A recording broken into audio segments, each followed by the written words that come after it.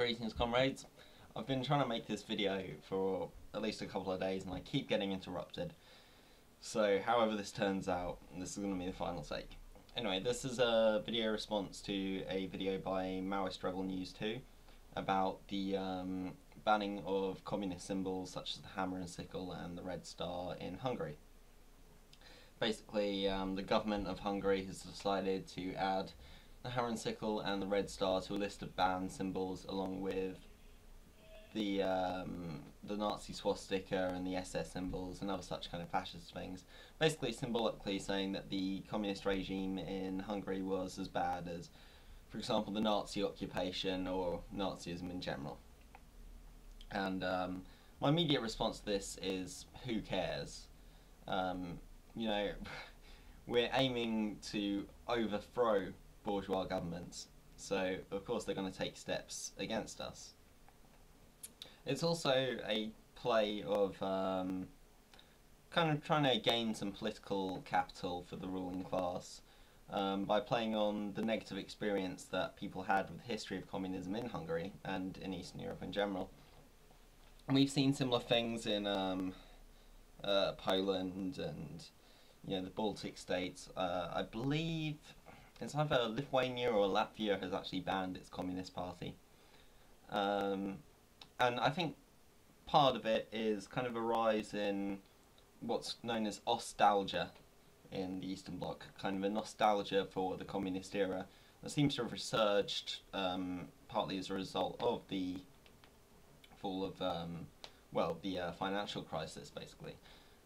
Surveys have suggested that a lot of people are starting to re-evaluate the experience of communism in countries like Romania and the eastern part of Germany and other such countries. And there are a few countries like Czechoslovakia and where the Communist Party still enjoys a reasonable amount of popularity. So it could be a reaction to that. I believe that things are quite right-wing in Hungary in general. I know they have a lot of neo-Nazis there. They've got quite a right-wing government, if I recall. I haven't really checked into this, to be honest. I don't know much about the modern politics of Eastern Europe, apart from kind of Russia and Ukraine and stuff like that. But, as I said before, it's not something we should concern ourselves with. I mean, Hungary doesn't actually have a particularly large communist movement, or even a particularly strong left. I believe the Communist Workers' Party of Hungary got 0.06% of the vote in their last elections. So, it's pretty insignificant, and they don't seem to use these symbols anyway. I believe they have a red circle with their name in, and they use the national colours of Hungary. And a brief look at their website suggests to me that they're quite a left-wing nationalist organisation anyway. So, I don't think they're exactly the agents of proletarian revolution. So, that's just my opinion. As I said, it doesn't matter if they ban our symbols, if they ban our parties, or anything like that. If you look to our predecessors, they operated under much more harsh conditions than we do, and some of our comrades across the world still do. I mean, Lenin and Trotsky were always getting arrested, having to go into hiding, sneaking into Finland and hiding out in workers' apartments and things like that.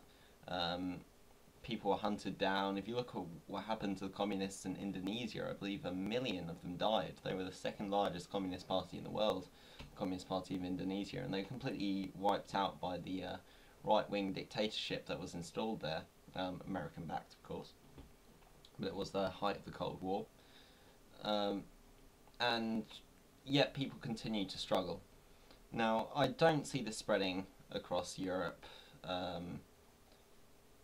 There's a resurgence in kind of neo-McCarthyism in recent times, but the mainstream political ruling class does not take the far left particularly seriously, except, what they refer to as anarchists rioting and things like that, which is not 100% what we're about. I mean, it's kind of a part of it, but You know, I believe, you know, our focus is more on kind of legitimate strikes and political campaigning for the time being. We're not at an insurrectionary phase, and that's when the crackdown will occur. So, yeah, that's my message. They can ban us, they can do whatever they want, but it's not important. You know, these are just superficial things. The important things, the dangerous things, are our ideas. And as long as we keep spreading our ideas, that's all that matters. So, red salutes, comrades.